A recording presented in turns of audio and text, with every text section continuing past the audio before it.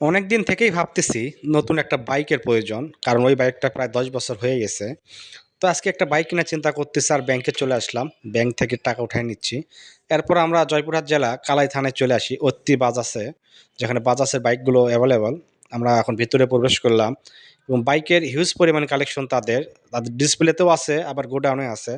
তো আমরা বাইকগুলো দেখতেছি আর বিশেষ করে আমরা বাসা থেকে পছন্দ করে গেছিলাম যে বাজাজ পালসার এনএস ১২৫ সিসি নিব। সো যে কালারটা চাচ্ছিলাম মনে মনে ব্ল্যাক কালার, ব্ল্যাকটা না ওটা আইস কালার সিস্টেম আর কি, সিলভার কালার। তো পরিশেষে আমরা রেডটাই নেই আর এদিকে কাউন্টারে টাকা দিয়ে দিলাম ১,৮০,০০০। তো সে টাকা গুনে নিচ্ছে, বুঝাই নিচ্ছে। এরপর আমরা চলে যাব বাইকটা সেটিংয়ের কাজে, যেহেতু নতুন বাইক, সেটিং কিছু করার প্রয়োজন আছে। তো সার্ভিসম্যানগুলো খুব ভালোভাবে সেটিং করে দিচ্ছিল। দুঃখের বিষয় তারা ১ লিটার তেলও দিল না। তো পরিশেষে আমি ৳৫০০ তেল উঠায় নিলাম নতুন অবস্থায়। তেল নিয়ে সবকিছু কমপ্লিট করে আমরা একটু হালকা নাস্তা পানি করে চলে আসলাম। ছোট্ট করে একটা রাইড দিব বলে।